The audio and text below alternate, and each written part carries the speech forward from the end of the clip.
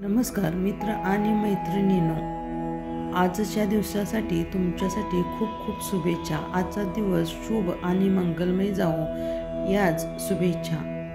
भगवान विष्णु जी के 108 नाम को सुनने से, जप करने से भक्तों हमारा जीवन कल्याणमय होता है, सुख समृद्धि और शांति मिलती है। साथ ही उनके जीवन में आने वाले कष्टों और दुख का निवारण भी होता है।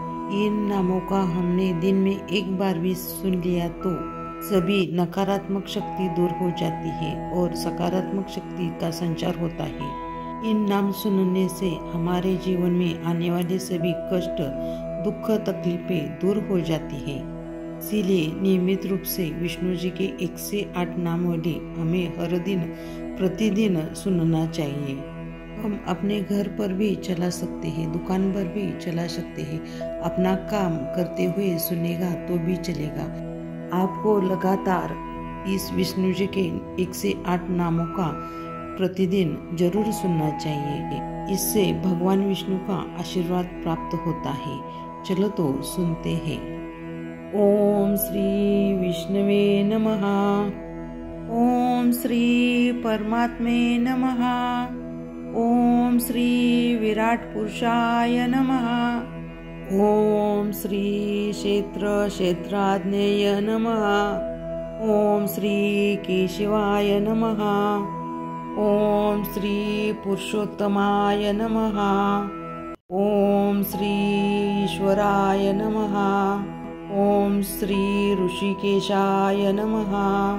ओम श्री पद्मनाभाय नमः। ओम श्री विश्वकर्मणे नमः। ओम श्री कृष्णाय नमः। ओम श्री प्रजापतये नमः। ओम श्री हिरण्यगर्भाय नमः। ओम श्री सुरेशाय नमः। ओम श्री सर्वदर्शनाय नमः। ओम श्री सर्वविश्वेश्वराय नमः। ओम श्री अच्युताय नमः। ओम श्री वासुदेवाय नमः। ओम श्री पुंडरक्षाय नमः। ओम श्री नरनारायणाय नमः। ओम श्री जनार्दनाय नमः। ओम श्री लोकाध्यक्षाय नमः। ओम श्री चतुर्भुजाय नमः। ओम श्री धर्माध्यक्षाय नमः। ओम श्री उपेन्द्राय नमः। ओम श्री माधवाय नमः। ओम श्री महाबलाय नमः। ओम श्री गोविंदाय नमः। ओम श्री प्रजापते नमः। ओम श्री विश्वात्मने नमः। ओम श्री सहस्राक्षाय नमः। ओम श्री नारायणाय नमः। ओम श्री सिद्धसंकल्पाय नमः। ओम श्री महेंद्राय नमः। ओम श्री वामनाय नमः। ओम श्री अनंतजीते नमः। ओम श्री महीधराय नमः। ओम श्री गरुड़ध्वजाय नमः। ओम श्री लक्ष्मीपते नमः। ओम श्री दामोदराय नमः। ओम श्री कमलपते नमः। ओम श्री परमात्मे नमः। ओम श्री धनेश्वराय नमः। ओम श्री मुकुंदाय नमः। ओम श्री आनंदाय नमः। ओम श्री सत्यधर्माय नमः। ओम श्री उपेन्द्राय नमः। ओम श्री चक्रगदाधराय नमः।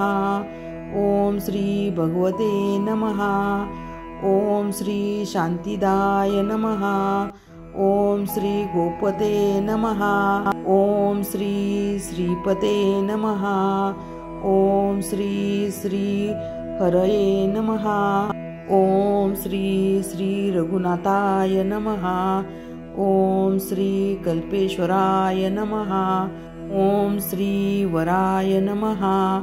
ओम श्री नरसिंहाय नमः। ओम श्री रामाय नमः। ओम श्री ग्रीवाय नमः। ओम श्री शोकनाशानाय नमः। ओम श्री शुद्ध आत्मात्मे नमः। ओम श्री केशवाशाय नमः। ओम श्री धनंजयाय नमः।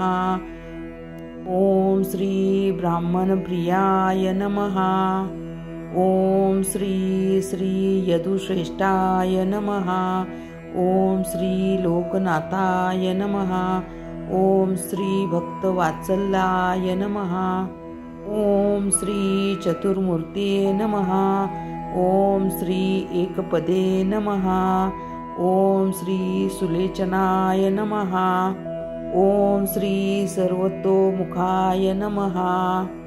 ओम श्री सर्वतोमुखाय नमः। ओम श्री सर्वतोवाहनाय नमः। ओम श्री वंशवर्धनाय नमः। ओम श्री योगिने नमः। ओम श्री धनुर्धराय नमः। ओम श्री प्रतिवर्धनाय नमः। ओम श्री श्री प्रतिवर्धनाय नमः। ओम श्री अकुराय नमः। ओम श्री दुष्वपनानाशाय नमः। ओम श्री भूभुवे नमः। ओम श्री प्राणदाय नमः। ओम श्री देवकीनंदाय नमः।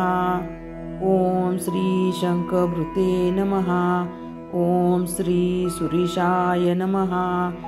ओम श्री कमलनयनाय नमः। ओम श्री जगद्गुरुवे नमः। ओम श्री सनातने नमः। ओम श्री सच्चिदानंदाय नमः। ओम श्री हरनाथाय नमः। ओम श्री दानवेंद्र विनाशाय नमः। ओम श्री दयानिधी नमः। ओम श्री एकात्मने नमः। ओम श्री शत्रुजिते नमः। ओम श्री घनश्यामाय नमः। ओम श्री लोकाध्यक्षाय नमः। ओम श्री जरामरणवर्जिताय नमः। ओम श्री सर्वयज्ञफलप्रदाय नमः। ओम श्री विराट पुरुषाय नमः। ओम श्री यशोदानंदादया नमः।